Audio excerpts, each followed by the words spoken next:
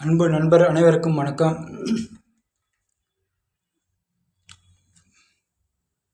இன்னைக்கு எதை பற்றி பேச போகிறோம் அப்படின்னு பார்த்தீங்கன்னா, பணவசிய மந்திரம். பணவசிய மந்திரம். பணம் என்பது வெறும் ஒரு காகிதம் அல்ல, அது ஒரு ஆற்றல். அதாவது பணத்துக்கு ஒரு எனர்ஜி இருக்கு. சித்தர்களால் அருளப்பட்ட மிக எளிமையான, அதே சமயம் சக்தி கொண்ட ஒரு மந்திரம். அந்த மந்திரம் ஓம் ரீங் வசி வசி தனம் பணம் தினம் தினம். ஓம் ரீங் வசி வசி தனம் பணம் தினம் தினம். இந்த மந்திரத்தை நான் கீழே டிஸ்கிரிப்ஷனை கொடுக்குறேன். இந்த மந்திரத்தில் வசி என்பது ஒரு வசீகர சொல்.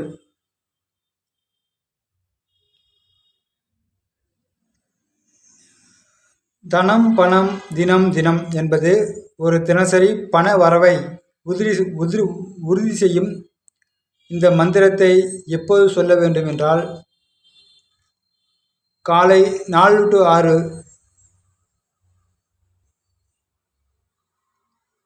பிரம்ம முகூர்த்த நேரத்தில் சொல்ல வேண்டும், அல்லது மாலை 6 மணிக்கு மேல் கூறலாம். முடியாதவர்கள் மாலை 6 மணிக்கு மேல் கூறலாம்.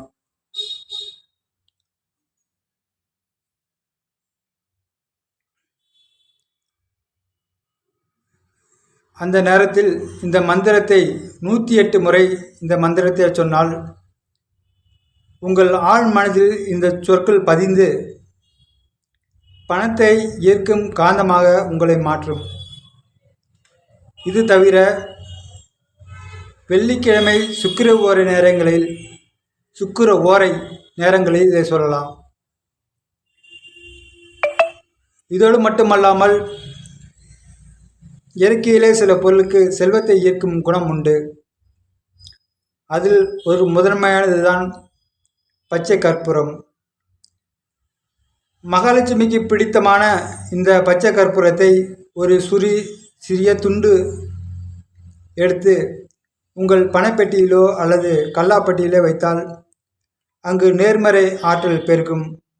அதேபோல் ஏலக்காய் மற்றும் கிராம்பு இவை இரண்டையும் ஒரு பச்சை நிற துணியில் முடிச்சாக கட்டி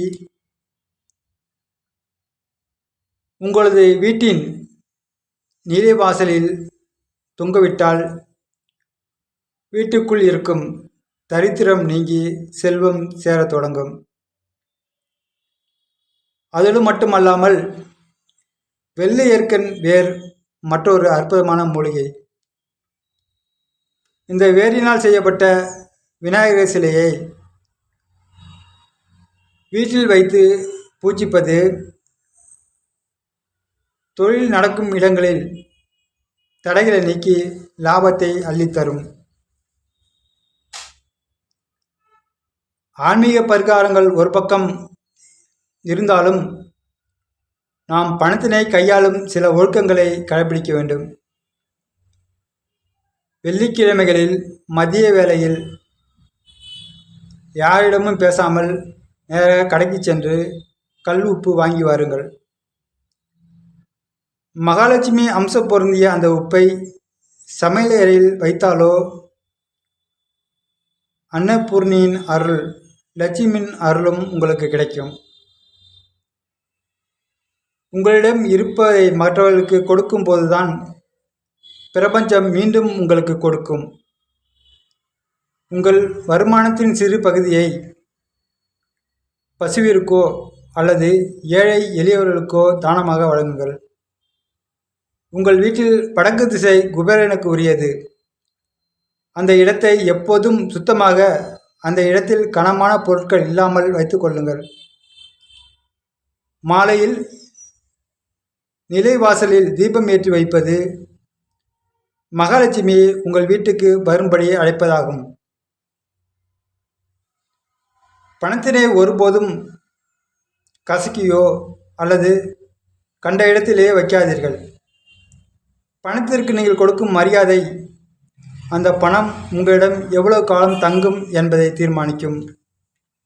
நண்பர்களே, இந்த மந்திரங்களும் மூலிகைகளும் உங்கள் நம்பிக்கையை அதிகப்படுத்தி உங்களுக்கான வாய்ப்புகளை உருவாக்கும்.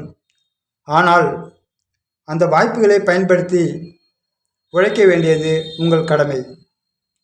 நம்பிக்கையோடு இந்த வழிகளை பின்பற்றுங்கள். நிச்சயம் உங்கள் வாழ்வில் பொருளாதார மாற்றம் உண்டாகும். நண்பர்களே, இது போன்ற தகவல்களை பெற எமது சேனலை சப்ஸ்கிரைப் செய்யுங்கள். மீண்டும் ஒரு வீடியோவில் நாம் பார்ப்போம்.